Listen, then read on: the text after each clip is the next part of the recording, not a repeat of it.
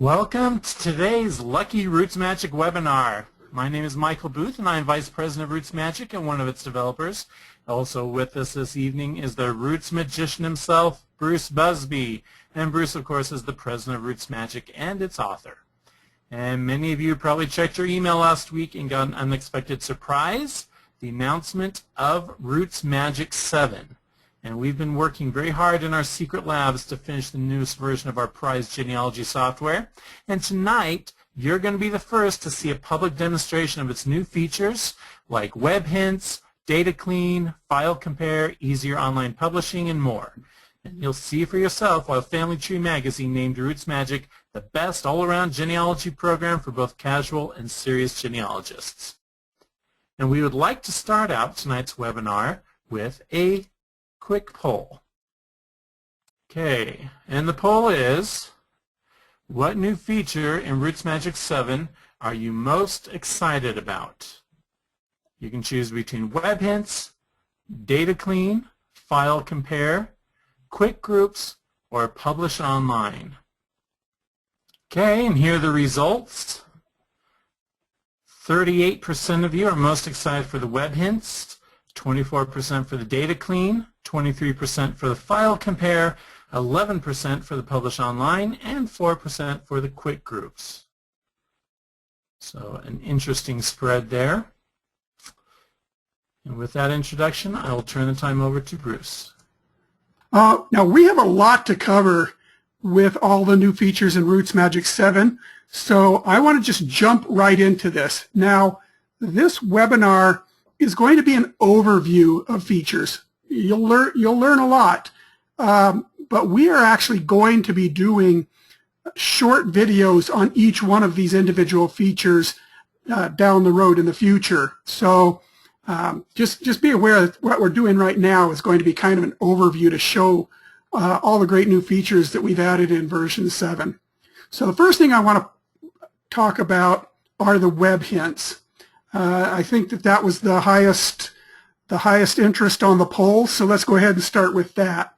Now, a web hint is basically RootsMagic telling you that there is a possible record for your people on either MyHeritage or FamilySearch. Now, RootsMagic 7 is the first program to actually support more than one provider, more than one record provider. There are programs that give you hints about records, but they're usually tied to the records of the company itself. Now, the RootsMagic hints are going to be able to tell you whether there's records available for you on MyHeritage, which is a commercial site, or on FamilySearch, which is a free site. Now, the web hints are these little light bulbs that you're seeing right here. And the first thing I'm going to do before I go into these is to show you the settings and options for these. What you're going to want to do is go to the Tools menu and come down here to File Options.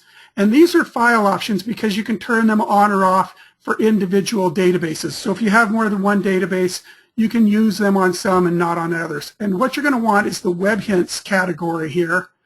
And you're going to see right here are your options. Now, you can just turn Web Hints off altogether. If you don't want RootsMagic going out and looking for potential records for you, just uncheck that checkbox and the web hints won't affect anything. You won't see the light bulbs or anything. Now, underneath that, you have the option to turn off the MyHeritage web hints or the FamilySearch web hints, so you can do just one or the other. And then there are also options under each of these. And the options are different just because the record providers are different. MyHeritage has two different types of matches or hints that it can return. One are record matches. Those are historical records. And the other are smart matches. That's matches to their trees, the MyHeritage trees. You can also adjust the confidence. The lower the number means the more matches you're going to get. So if you're getting too many matches or hints from MyHeritage, you can raise that number up. If you're not getting enough, go ahead and lower that number.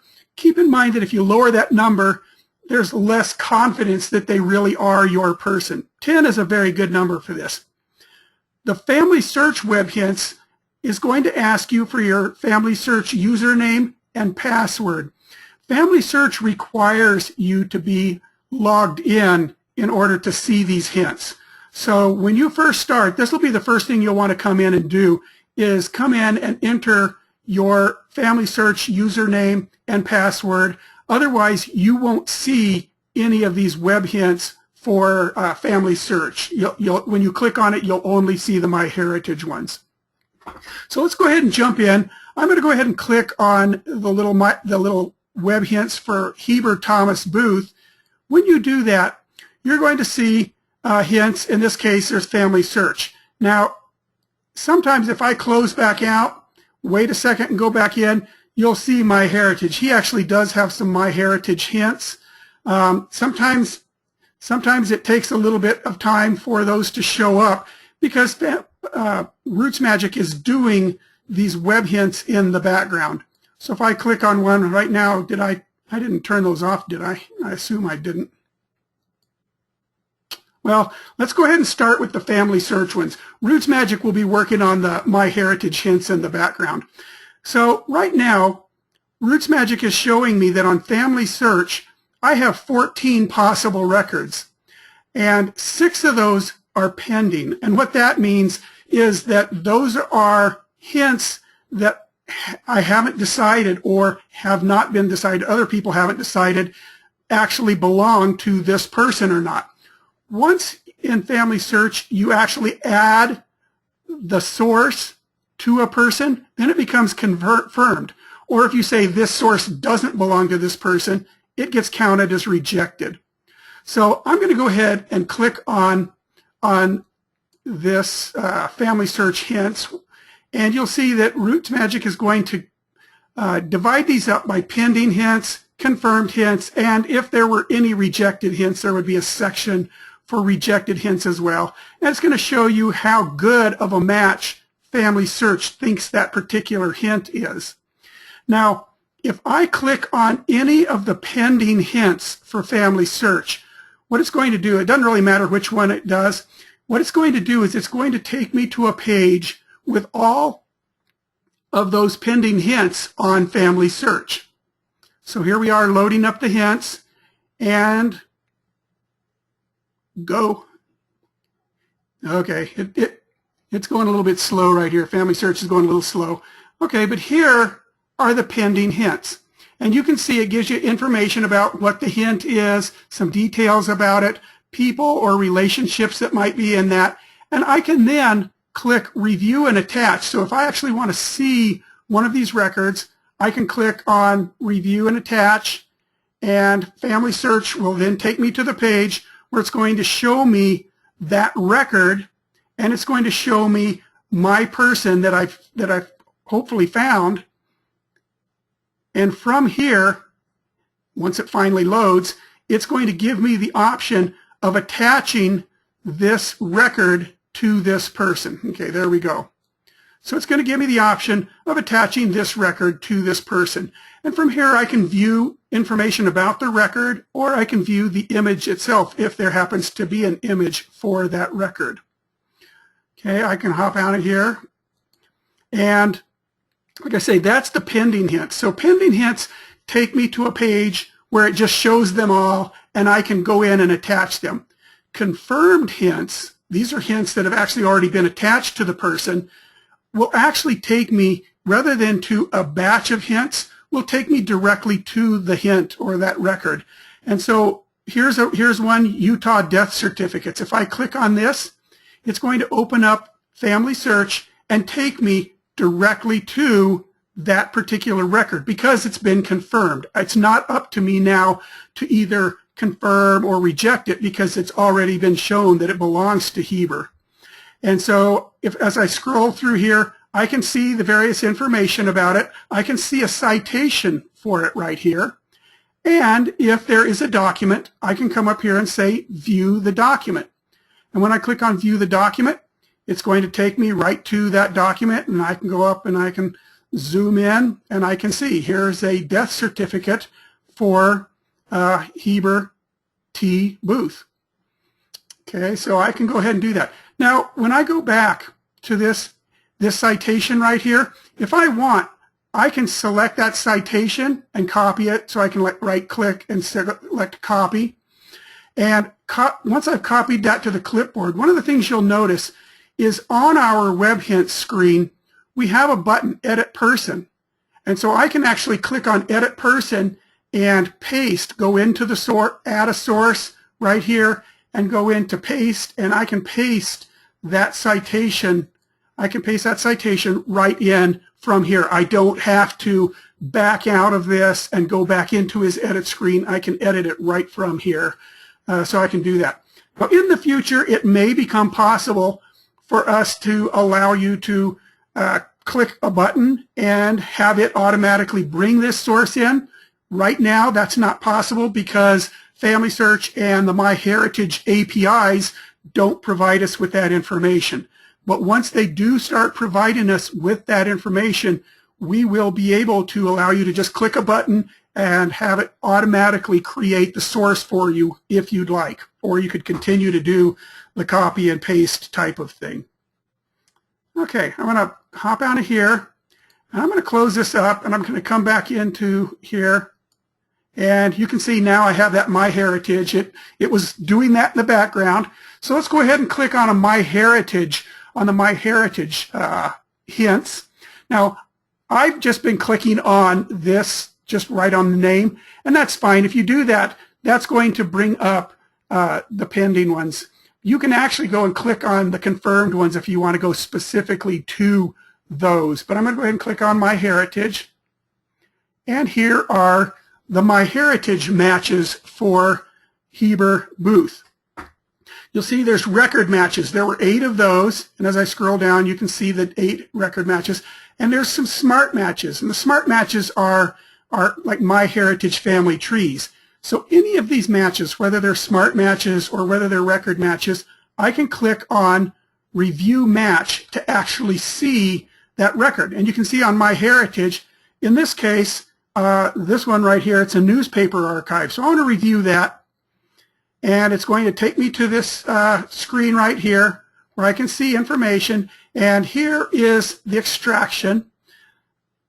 But I can actually come down here and see the actual image itself. So if I want to, I can come in here and I'm going to zoom in. Oops. I'm going to zoom in right here. Ugh. All right.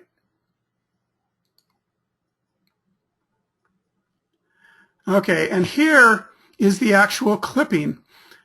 Take a Sad Journey, Provo, July 21st, and this is from 1920-something.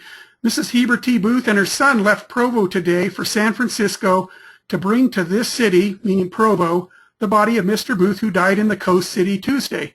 Funeral services and interment will take place in Provo early next week. Okay, this right here, this newspaper clipping, is actually telling you that he passed away in San Francisco, but he was buried in Provo. Okay, and you can come up here actually and see the, oops. Let's go ahead and scroll down here so you can see the heading on the paper. It's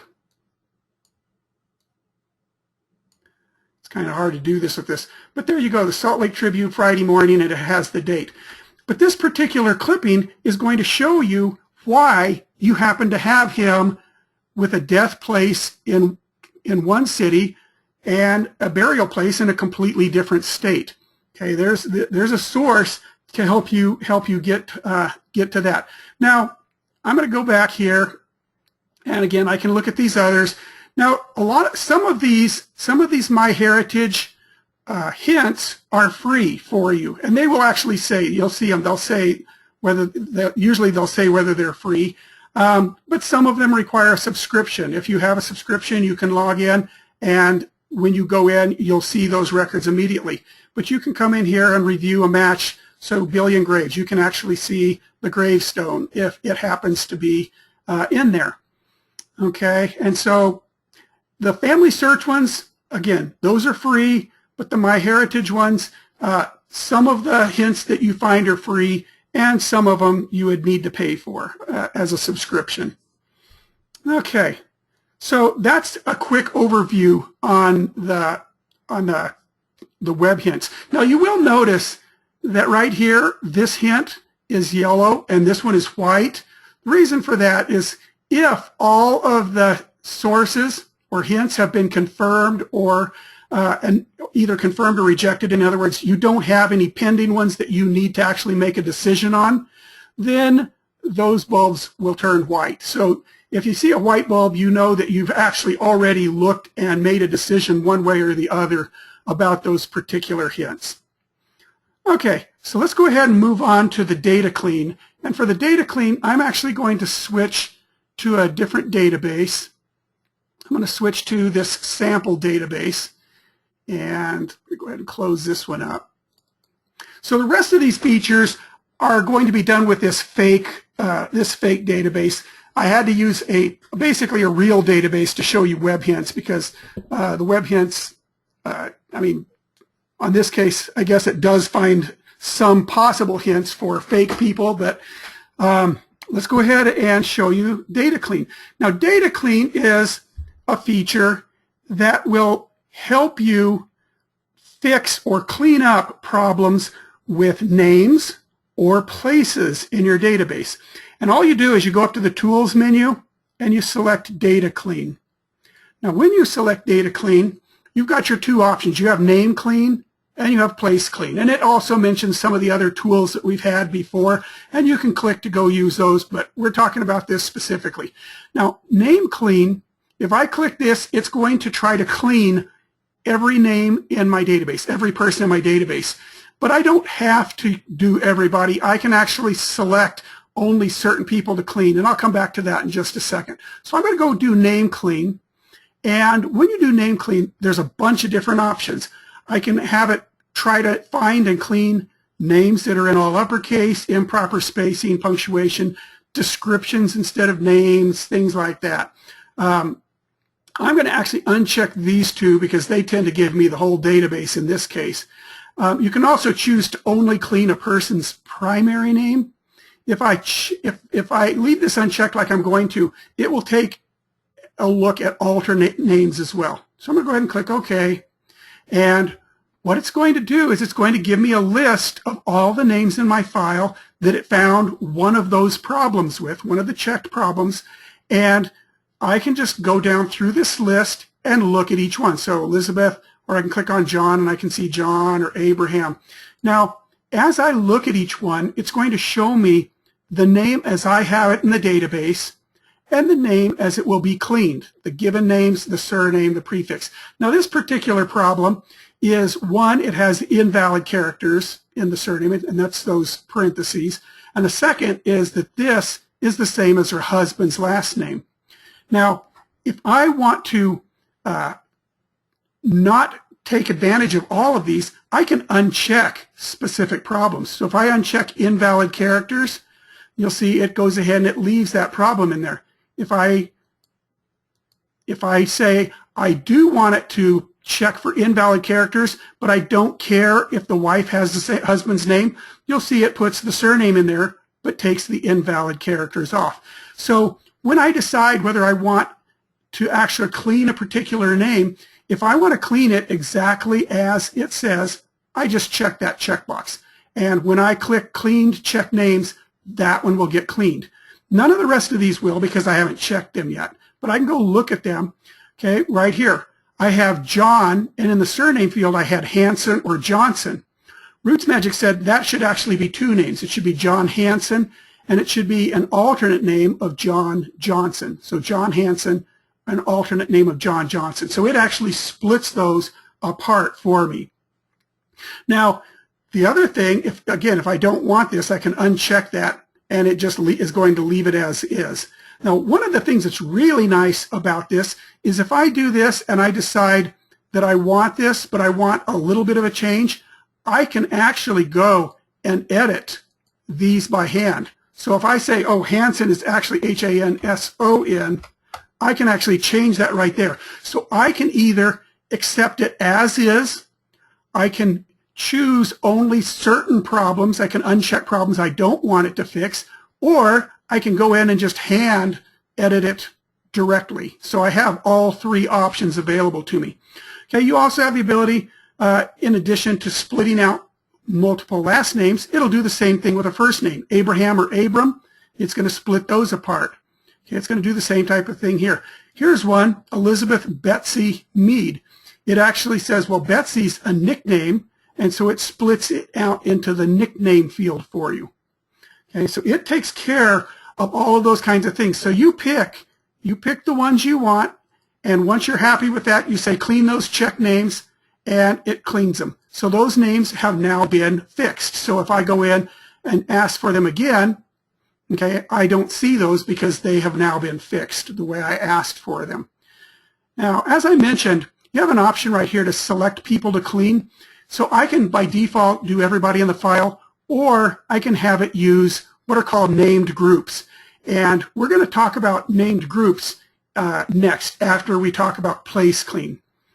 Okay, place clean. I'm going to go in here, and I'm going to ask it to find problems. And so it's going to go, and it's going to look for problems. Now, when it goes through and looks for problems in places, it's a little bit slower to do that because it's not doing just simple text. It's actually using our geocode place database to actually intelligently do this. So it's doing some things like right here, it's suggesting that you've got these blank pieces, you've got these stray commas, and so it's taking the stray commas out. If I like those stray commas, I could just not ask for that in the first place, or if I want them in this particular place, I can say don't worry about that and leave it as is, or I can just not check that and it won't get cleaned. Okay, same type of thing here. Ames, Iowa, it's cleaning out the blanks. Here's one right here.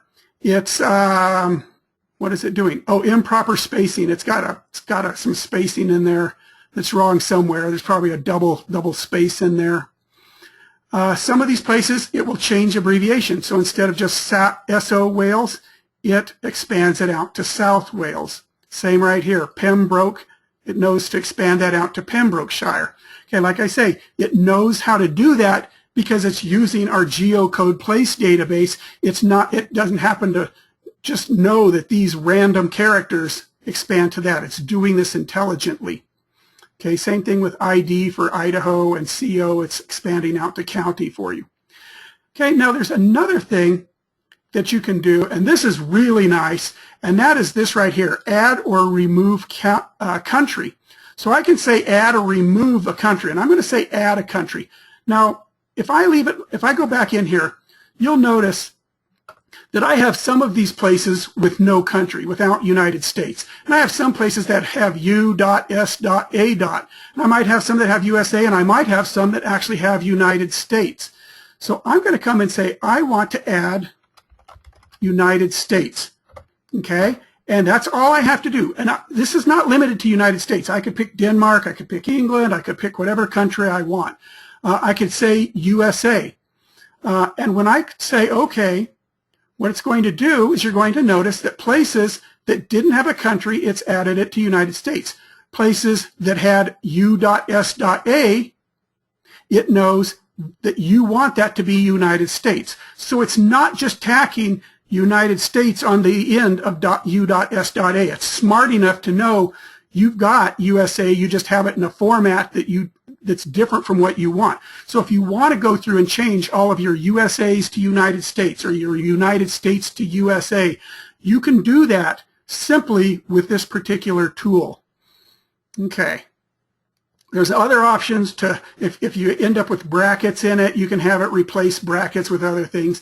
Anyways, that is a quick overview of DataClean. It's a very, very powerful tool, and it gives you the complete freedom to either accept or reject the suggestions it makes, to accept or reject only part of the suggestions it makes, or to hand correct something and in combination with the suggestions that it has made. Okay, now as I mentioned before when we were doing the name clean, we give you the option of using what are called named groups. Now, named groups are usually in past versions, when you open up the little side list over here, named groups are on the side list, and they're this little last tab.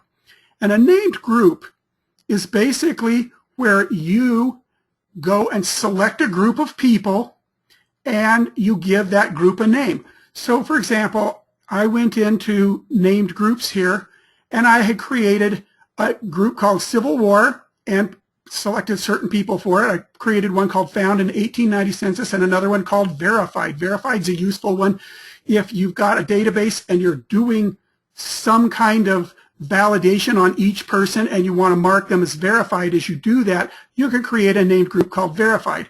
Now, normally when you create a named group, what you'll do is you come up and say New.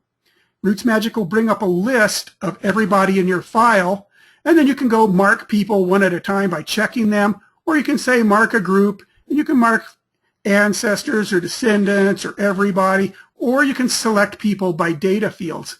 So I'm actually going to select people by data fields. And what I'm going to do is I'm going to base it on some of this color coding. So I'm going to come up here and say mark a group, select them by the data field, and I'm going to say color coding is blue. Okay, so in other words, if I were to click OK, it's going to select everybody whose color coding is blue. But I want to add one more thing. I'm going to say and sex is male.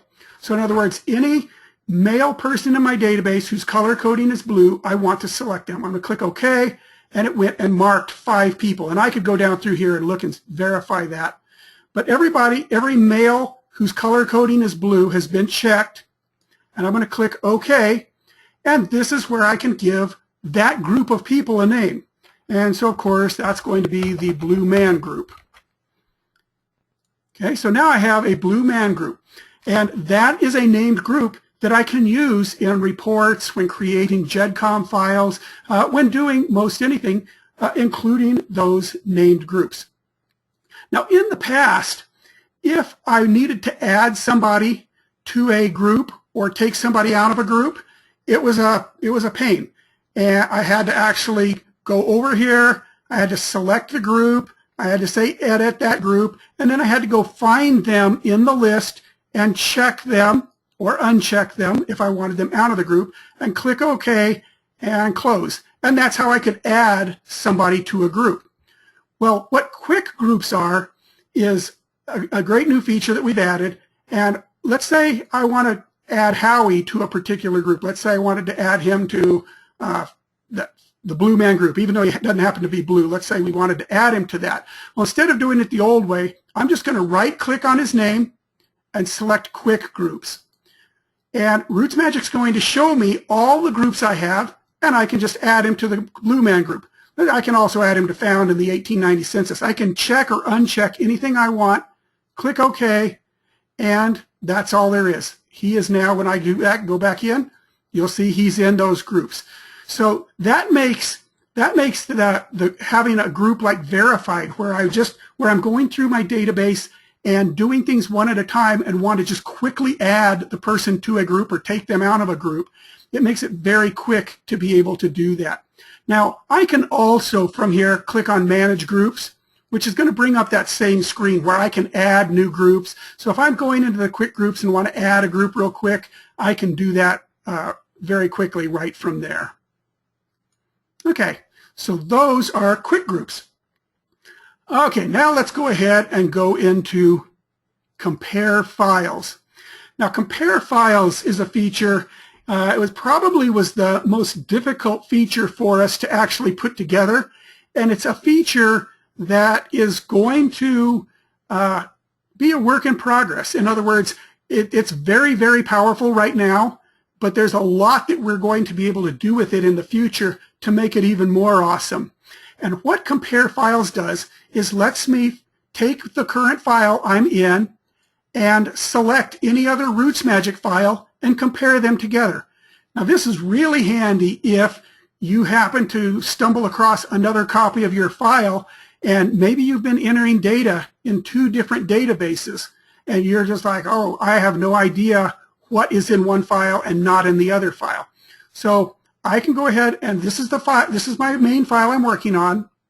I'm going to go to File and select Compare Files.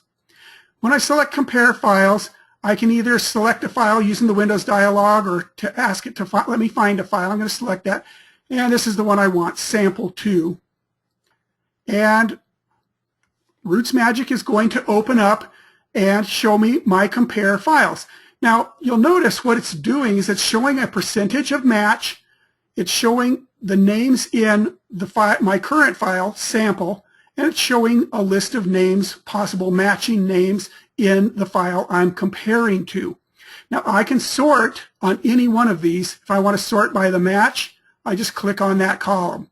If I want to sort alphabetically by the first file, my main file, or if I want to sort alphabetically by my second file.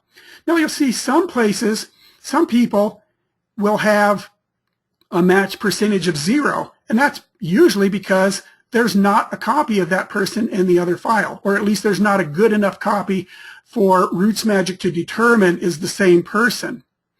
Okay. Now, the other thing you might notice is that the highest match we have right here is 99%. That's because RootsMagic is hiding the 100% matches, because it's assuming you are only wanting to see what's different between your two files. If I come down here to the bottom, only show people with differences, if I uncheck that, then I'm going to have all those 100%. There's all my 100% matches, the ones where they're a perfect match from file to file. And so you can see there's a lot of those that you may not want to be stepping through. If you want to see them, great, you can see them and you can step down through them and see that they're a perfect match. Usually, if you're going to want to only show the people with differences here. Okay, so let's go ahead and take a look at some of these. Howard Smith, you'll see that he's a 93% match. When I look, RootsMagic's using color coding on the events and the names to show data that's matching. So green data matches between the two files. Yellow means that it kind of matches but isn't exactly, and red would mean that the data is different, that it doesn't match at all. You'll see there's information like right here in my file, my main file, sample.rmgc. We put your name right here, and sample 2, you'll see I have a burial, but that other file didn't. Now, what's really great about this compare file is you can copy data both directions. Okay, it's not one where you can only pull data from that other file into your current one. You can actually move data from the other file into your current one, into your main file, or from your main file into that other one. So you can sync them up that way.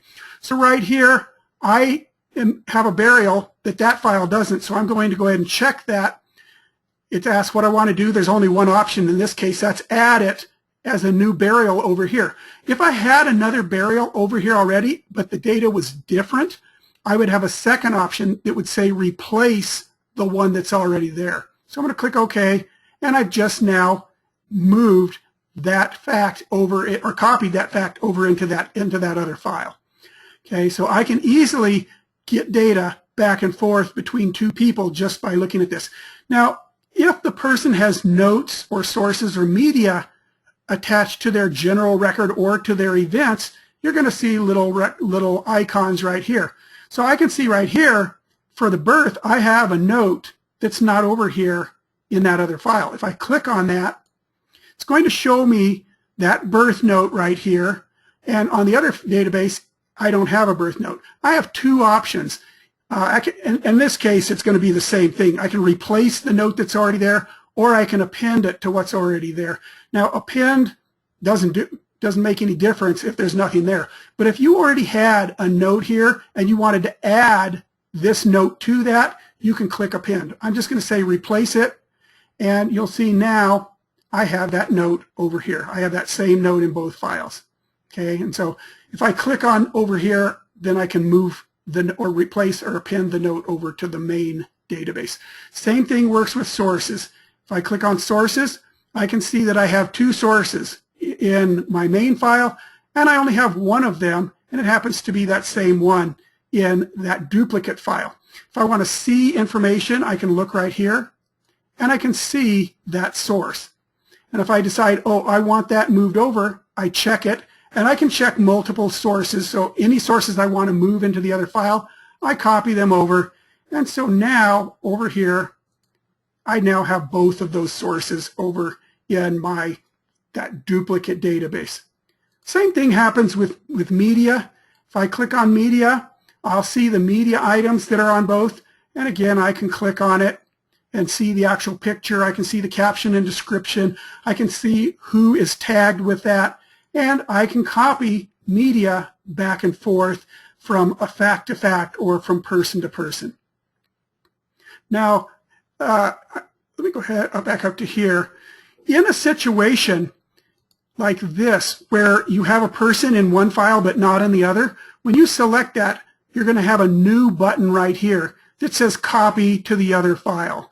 So I can actually select one of these. If I want to add him to that other file, I just click copy to the other file, and I now have that person in my other file. Be careful with that, because this person could already have been in that file. It just may not have been a very good match. So if you copy him over, you might have a duplicate in that other file that you'll need to go in and do the merging and try to take care of. So be kind of careful when you do the copy a person, an entire person, over into the other file. Finally, with File Compare, you do have your Edit Person button. So I can come in here and I can actually edit a person. I can go right into the edit screen and edit everything about that person. Same thing with the other file. So I can edit either of those people right from this Compare Files screen. Okay, now let's go ahead and move on to the new online publishing. Okay, now RootsMagic 6, we added a feature called online publishing, where we provided a server, a host place where you could upload a website. RootsMagic would create a bunch of files, and it would upload those files to the website. Now, those old RootsMagic files, RootsMagic 6 websites, were made up of a bunch of XML files, and so they kind of acted like they were dynamic, but they really were still static. They weren't as static as like plain old HTML, but they were still somewhat static. The new publishing in RootsMagic 7 is database driven. Okay, so instead of RootsMagic creating a billion files and then sending up all those files to the server, RootsMagic just sends your database to the server. And once your database is there, the server takes care of everything. It's kind of like a read-only version of RootsMagic up on our server. So I'm going to hop into here and show you. Now, one of the questions we always get asked is, well, what about those old sites? We left the old website generators in RootsMagic 7. So if you come down here and say generate files for a website, this will let you create those old RootsMagic 6 style sites, or even the older RootsMagic 1, 2, 3, 4, 5 style sites. Part of the reason we did this, one of the advantages to these types of sites is that since RootsMagic just creates a bunch of files, that you can actually put them on your own server. So you can actually just create a website using either of these, put them up on your own server, and you're good to go. The new sites are much more sophisticated, and so these MyRootsMagic sites only are hosted on our own server, on the MyRootsMagic.com. So I'm going to go ahead and click on that. RootsMagic is going to bring up the MyRootsMagic panel. And so the first thing you're going to want to do is sign in or create an account. And if you want to create an account, you're going to just click right here, and it's going to ask you for your email address and the password you want to use. Now keep in mind, if you were using the version 6 websites, you still need to create an account. In RootsMagic 6, you had a separate account for every site or tree that you uploaded. So if you had 2 different trees, you had to create 2 different accounts with 2 different email addresses and 2 different passwords. With RootsMagic 7, you create one account, and everything you're going to do is available under that one account. So you only have to remember the one login. Now, I've already created one, so I'm going to go ahead and enter the email address and the password.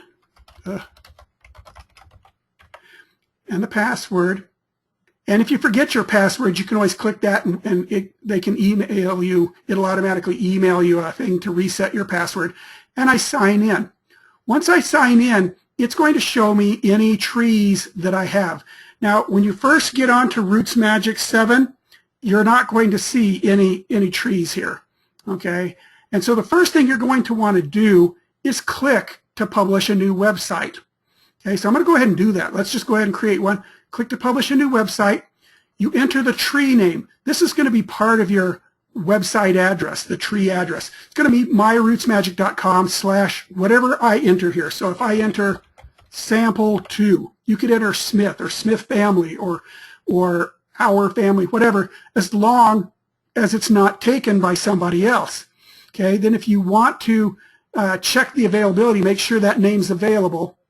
Check the availability, and it'll tell me the name is available, or it will say that name's already taken. Choose a different name. So I'm happy with that name. The tree description, this is my new tree. Okay, now another option right here, and this is new for those who had 6, is do you want to filter who shows on the site? If I don't check this, RootsMagic's automatically going to include everybody in my database on that tree up on the site. So I go ahead and I'm going to click on this, and I can say show only the people in the groups selected below, and it's using those named groups we talked about earlier, or hide people. So if I happen to have a named group that was of living people, I could sit there and say hide people in the group below and click on my living group, and it will hide them. They won't show at all. Now, a little farther into this, there are options to privatize, so you don't necessarily have to do that. You don't have to necessarily hide living people. But you can actually do more than one group. So if I wanted to hide people that were found in the 1890 census and were in Blue Man Group, I would click on this to select it. I would hold down the Control key and click the other one. And so I can click, unclick. So I can select more than one group. On the other hand, if I only want to see people that are in Blue Man Group or found in the 1890 census, I just say show only the people in that group. And now I'm not going to filter, but that shows you how you can filter. You can add a help page for visitors, date format. Don't worry if you mess something up here or you feel like you messed something up. You can change any of this down the road. So I'm going to go ahead and click on next. I can enter a title, an introduction, select a picture for my home page, enter contact information, click next. Here's some of this other stuff. There's the privatize I was telling you about, where you can privatize living people and have it only put living for their name and say don't print any of their facts. So you can customize how you want it privatized. Do you want notes? Do you want sources? Do you want photos? If you want photos, do you only want the primary photos? Do you want a GEDCOM file of your data? You can actually create other links to show up on your website and so on. Now, I'm going to go ahead and tell it to generate the site. It's going to collect the files, and then it's going to come up and say, we're ready to go, and it's going to say there's some terms and conditions. If you're unwilling to agree with those terms, cancel now. Don't publish your tree online. These terms and conditions, if you look at them, you'll see they're basically things like you're not going to put porn up there on our server. You're not going to put, hate stuff up on our server. You agree that when you put it up on our server that we can let people see it if you want them to see it. It's just kind of a thing to protect us. Okay. Once I do that, I'm going to click publish, and it's uploading my site to MyRootsMagic, and it's telling me there's my new site at myrootsmagic.com/sample2. If I give that URL to any of my family members, they can go up and see my website. Okay, and you'll see that having done that, there's my new website. There's the one I just created, Sample2. That's my website name. And there we go. There's the size. There's the date I uploaded it today. And I have some options over here, so we'll talk about those real quick. This one just lets me view my website. So if I don't happen to remember the name, I just click on that, and it's going to take me to the website, and here is my website. There's my title, my description, there's my picture, there's my links, there's my contact information. Here is my home page. There's the help page I said I wanted. I can go to the pedigree view. Okay, and so here's the pedigree view. We're kind of at a low resolution, so it's kind of harder to show everything. But I can view this. I can navigate using the arrows, or not just I can navigate, but anybody coming to my website can. If somebody wants to see the individual information for Howard, they just click on his name, and there's his individual screen with his pictures that they can click and see the pictures. They can see his events along with notes and sources and media if you asked for it. Okay, here's the family members, here's the families, his spouse, his children, other spouses, father, mother, siblings. You'll notice each one of them have the individual family or pedigree. So I can go from any person to see any other person right from that screen. If I have any web tags that I've created, those are featured from version 6.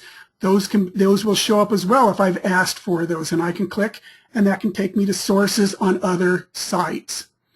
Okay, there's also a name index. Well, actually, let me show you the family view. There's the family view. It's like a family group sheet, and then I can again go to see the pedigree view. There's also the ability to go back to that root person, so I can jump right there. You'll notice that if you have color coding, your color coding is available on your website. I'm going to come here to the name index. And remember, everything I'm showing you right here is on your site. Anybody that comes to your site can do any of what I'm showing you here. We go to the name index. Now, I can actually go down here and I can select something. So if I want to see the Smiths, I'm going to come down to Smith, and there's 37 Smiths. When I click on that, there I can see the 37 Smiths, and I can go through, and each one of them, I can view the person, family, or pedigree page. But what's really nice is this search right here. So if I come right here and I type in Smith, okay, and press enter, it's going to show me all of the Smiths. There's all my Smiths. On the other hand, if I come in and type in James Smith, press enter, there's all of my James Smiths. And it knows even if it's Dr. James Smith, it does that. Okay, I can do Howard Smith. There's my Howard Smiths. Okay, but I can even do things like children of Howard Smith. When I do that, there's my results for Howard Smith's children.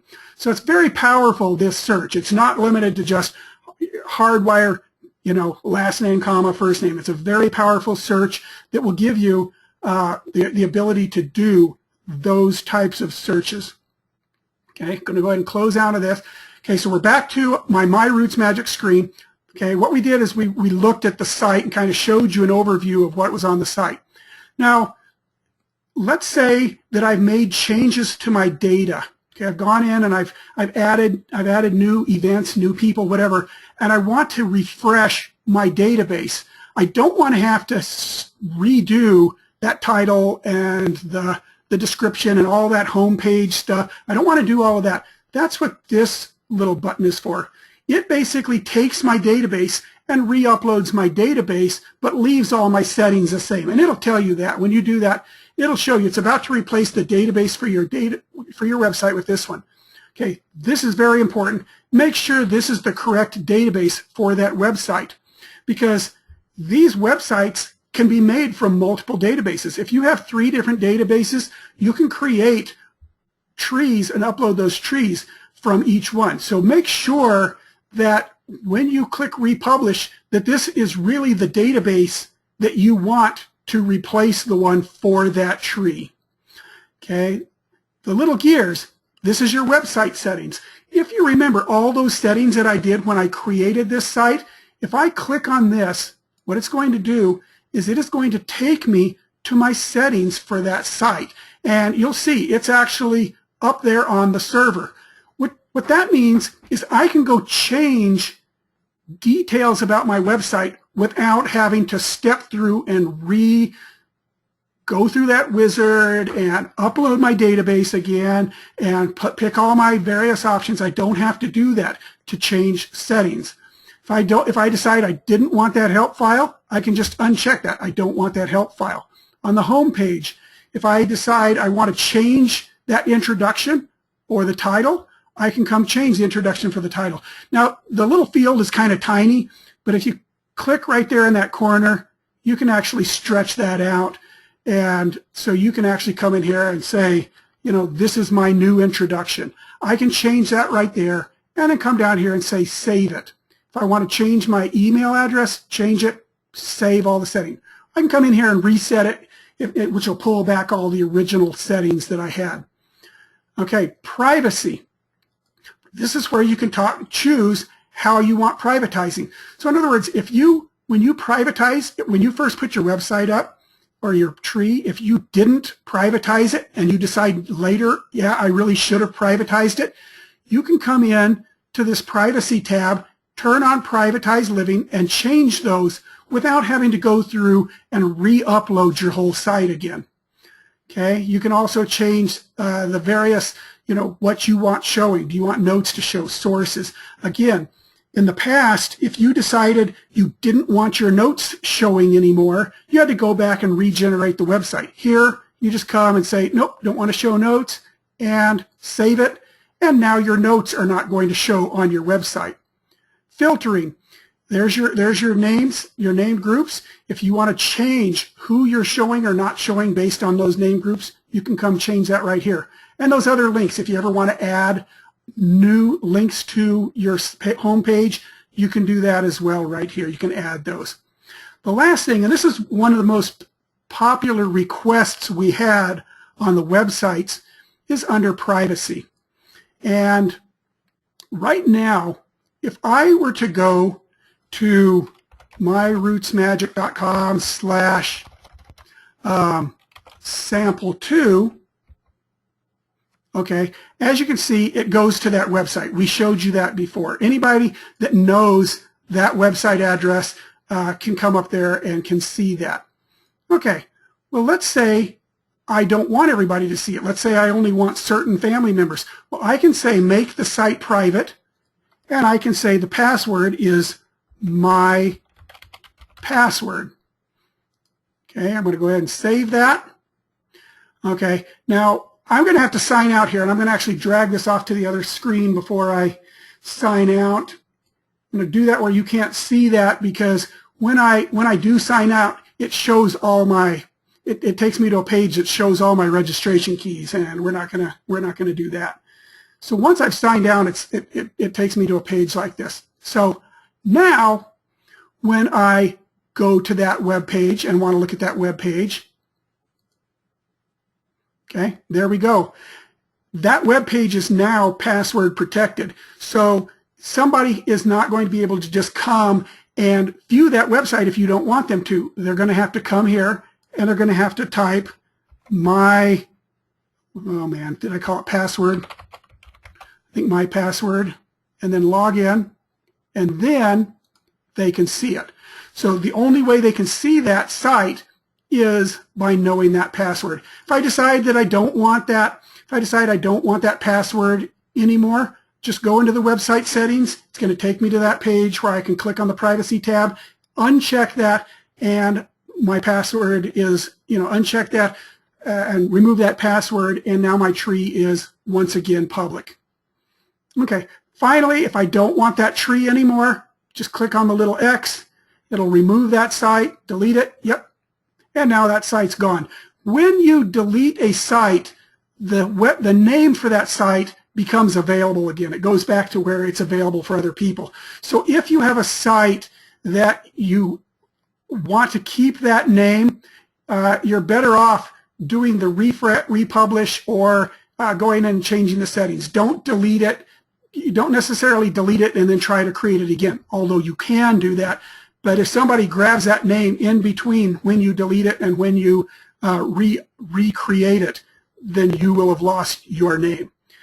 Last item I want to show you here are the settings. Okay, the settings let you do a number of things. Sign into MyRootsMagic online.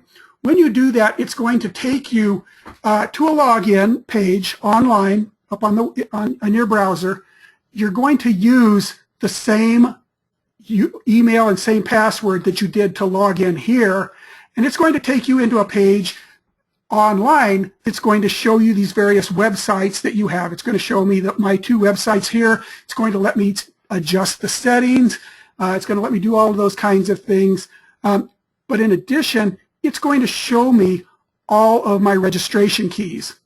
Okay, I'll see any registrations keys I have for RootsMagic, for RootsMagic 6, for Personal Historian. Any of my registration keys are right there where I can see them, and I can actually click to download it. Now that's really useful. If you get a new computer, you can actually just install RootsMagic Essentials on your RootsMagic Essentials on your computer, or you can actually just log into that page and click download to download the version you have. You've got your key right there to go ahead and enter and unlock that. You can also change your password for your site. You can change the email address, which is your username, or you can delete the account.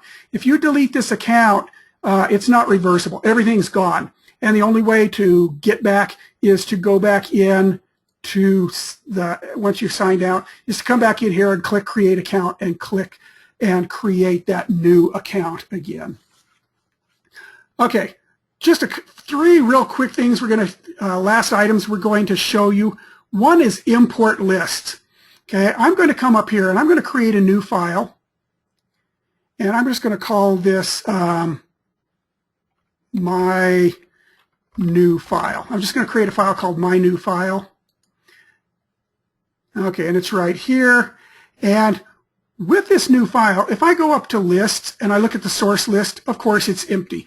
If I go up here to the place list, of course it's empty. It's a new blank file.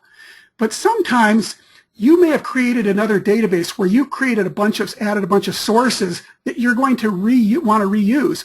Or you may have added a bunch of places that you don't want to have to type in again. You may have added places, geocoded them, and added place notes and all kinds of things, and you don't want to retype those again. You may have created custom source templates that you don't want to have to keep re-entering every time. And that's what the import list feature is for.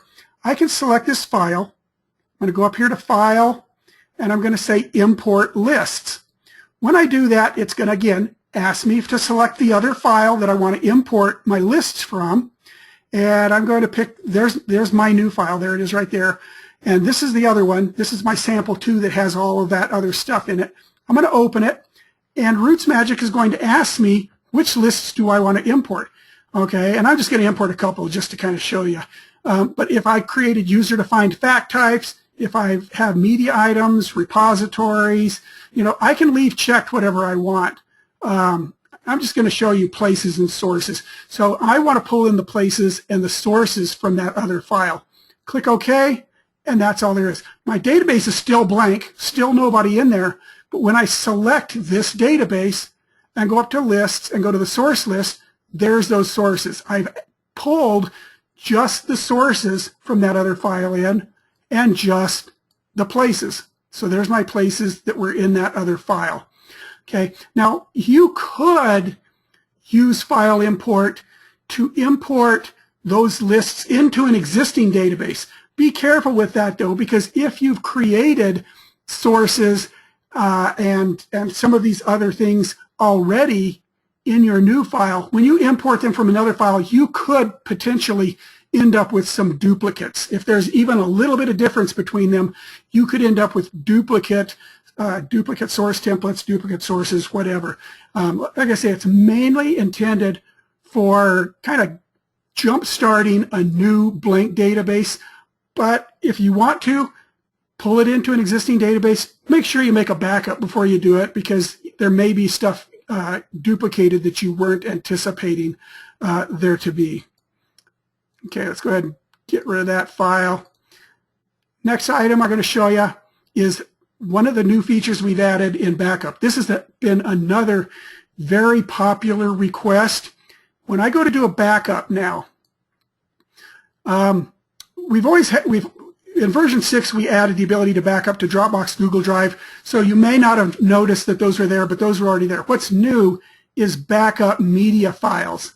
So if I were to check backup media files, when I click to begin the backup, it's going to create it in that temp folder. When I click to create that, it's now created that backup. And I'm going to come over here and I'm going to bring this back in onto the screen right there. There's the backup that I just created. Okay, that sample.rmgb with the dates. You can see 509, I just barely created that. Okay, so I'm going to kind of pull that off to the side for a moment. And I'm going to go ahead and close this database. And I'm going to say I want to restore a backup. Okay, and I'm going to browse to find that backup. And there it is. We're in temp. That's the one I just created. I want to restore this backup. When I restore a backup that has media in it, when I tell it to begin restoring the backup, it's going to actually tell me this backup contains media items in addition to the database. And it asks me, do I wish to restore the media items also? Okay. Now, the reason it's giving me the option is because if I'm restoring my backup onto the same computer that I already had the database on, I do not want to restore the media files because it's going to put them in a folder underneath the database, and I'm now going to have 2 copies of every media item.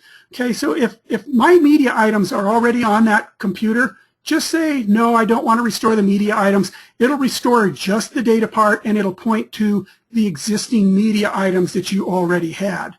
And I'm going to kind of show you what I mean by that. In my original database, my media items, those pictures, were scattered all over. They're in a bunch of different folders. But I'm going to go ahead, and you're going to see I'm going to restore this to this folder. So when I say yes, restore the media items, okay, there we go. It restored my folder, my RootsMagic sample database. It restored it. But it created a folder called Media underneath that same folder. And if I click on that, there are the media items. They have the same names as they had when I backed them up. It's just they aren't scattered all over my hard drive. Okay. Now, if I were to do that, as I mentioned, I now have all those media items in this folder, but I also have them in the original folders where they were scattered around. Now, when I go in now and I've opened up that database right here, you can see there's my media items. Okay, so backup and restore will preserve your media items and will preserve the links to them. So if you're going to move a database from one computer to another, you get a new computer, for example, this new backup with the media is a great way to get everything, your database and all those media items, moved from one computer to the other. You just do the backup with the backup with the media items included, and then on the new computer, install RootsMagic, say restore that backup, and say yes, I want those media items, and you'll get all of those media items restored in a folder underneath that main folder. Okay, last item. This is just kind of a little quickie, just kind of a little fun thing. Let's say you're in a media album now. In the past, if you wanted to add media, you had to click on Add New Media, click on Disk to go find the picture and add it, and then you had to repeat that for each picture. Okay. One of the things we've done, and this works with any of the media albums, if you go in, you can go in and from Windows or whatever, anything that lets you select pictures, you can go select the pictures and then click and just drag them. And when you drag and drop them, it's going to actually just drag and drop those pictures right into the media album. They will automatically be tagged to whichever media album it is. So in this case, it was his personal media album, so they were tagged to him. If this happened to be his birth media album, they would have been tagged to his birth. If it was a source media album, they would have been tagged to the source. And from here, I can then go in and I can edit that to add comments, tag it to other people. I can go in and adjust the properties to add captions and descriptions. So anyways, that's just a little quick, kind of a fun little thing that just makes working with media items much easier. You don't have to go in and one at a time them. You can actually just select a batch of pictures and just drop them in there all at once. Okay, so that's a quick overview, if you consider quick being an hour and 15 minutes, of some of the main new features in RootsMagic 7. So let's go back to Mike and see if there's any questions. I know that there have been a lot of questions being asked up in the little question section. So let's just do a few questions. Obviously we don't have time to answer all the questions. He has been trying to answer your questions as we've been going through the webinar. But if there's some that would be useful to everybody, he's going to go ahead and tell me what those are so we can answer them here publicly. One question that was asked several times regarding the WebHints, specifically with MyHeritage, and also some people asked with FamilySearch, is do you have to upload your data to a MyHeritage tree or a FamilySearch tree in order to get the WebHints? Oh, okay. Yeah, no, you don't. RootsMagic, when it asks for the WebHints from MyHeritage, basically sends the information. So again, this is that fake database, but in the case of Howard, it would actually send his name, most of his events. It would send his family members' information, father, mother, siblings, spouses, and children's information to MyHeritage and say, are there any hints for this person? So it's kind of like we're sending a little piece of your tree right around that person. So you don't actually have to upload your tree.